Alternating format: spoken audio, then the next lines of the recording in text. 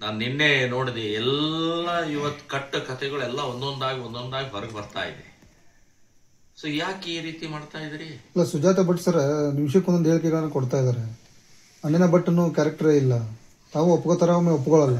ಅದೇ ಹೇಳಿದೆ, ಈಗ ಸುಜಾತ ಭಟ್ ಅವ್ರದ್ದು ಸುಜಾತ ಭಟ್ ಅಲ್ಲ, ಸುಜಾತ ಉಪಾಧ್ಯಾಯ, ಅವು ಮದುವೆ ಆಗಿ ಮಕ್ಕಳೇ ಇಲ್ಲ, ಅನೇಕ ಅವ್ರ ಕಟ್ಟು ಕಥೆಗಳು ಒಂದೊಂದಾಗಿ ಹೊರಗೆ ಬರ್ತವೆ. ಇದಕ್ಕೆ ಸರ್ಕಾರ SIT ಮೂಲಕ ಇದನ್ನ ನೇಮಿಸಬೇಕಾ?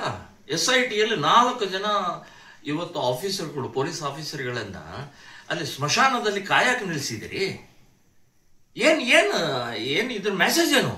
ಆಯ್ತು, ಅಲ್ಲಿ ಪೊಲೀಸ್ ಇಲಾಖೆನೆ SP ಮೂಲಕ ಒಂದು ಎಲ್ಲ ತನಿಖೆ ಮಾಡಿಸ್ಬೇಕಾಗಿತ್ತು. ಯಾವನೋ ಬುರುಡೆ ಹಿಡ್ಕೊಂಡು ಬಂದಿದ್ದಾನೆ, ಇಲ್ಲಿ ತನಕ ಅವನನ್ನ ಅರೆಸ್ಟ್ ಮಾಡಿಲ್ಲ. ಬುರುಡೆ ಯಾರ್ದಪ್ಪ, ಎಲ್ಲಿಂದ ತಂದಿ, ನೀನೇ ಕೊಂದಿದ್ದ ಅಥವಾ ಏನ್ ಮಾಡಿದ್ದು ಅಂತ ಅನ್ನೋದು ಕೇಳೋ ಸೌಜನ್ಯತೆ ಇಲ್ಲಲ್ರಿ. ಏನ್ ಬೇಕಾದ್ ನಡೆಯೋದ? ಅವನು ಮುಸುಕಧಾರಿಯನ್ನ ಅವನು ಬೆಳಗ್ಗೆ ಬರೋದು, ಇವ್ರು ಬರೋ ತನಕ ಇವರೆಲ್ಲ ಕಾಯ್ಬೇಕು. ಅಲ್ಲಿ ಹೇಳಿದ್ರೆ ಅಲ್ಲಿ, ಇಲ್ಲಿ ಹೇಳಿದ್ರೆ ಇಲ್ಲಿ ಆಗಿಬೇಕು. ಏನ್ ನಡೆಸಿದಾರೆ ಇವರು? ಅಂದ್ರೆ ಸರ್ಕಾರವೂ ಕೂಡ ಇದರ ಸಾಮೀಲಿದೆ. ಸಿದ್ದರಾಮಯ್ಯನು ನಾಸ್ತಿಕವಾದಿ, ಸಿದ್ದರಾಮಯ್ಯನು ಹಿಂದೂ ವಿರೋಧಿ.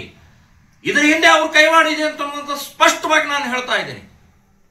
SIT ನೇಮಿಸೋದು, ನಾನು ಹೇಳೋದು, ಈ ಕಳೆದ 2 ವರ್ಷದಲ್ಲಿ ಕರ್ನಾಟಕದಲ್ಲಿ 927 ಹುಡುಗಿಯರು, ಅಪ್ರಾಪ್ತ ಹುಡುಗಿಯರು ಗರ್ಭವತಿ ಆಗಿದ್ದಾರೆ. ಅವ್ರ ಬಗ್ಗೆ SIT ನೇಮಿಸ್ರಿ.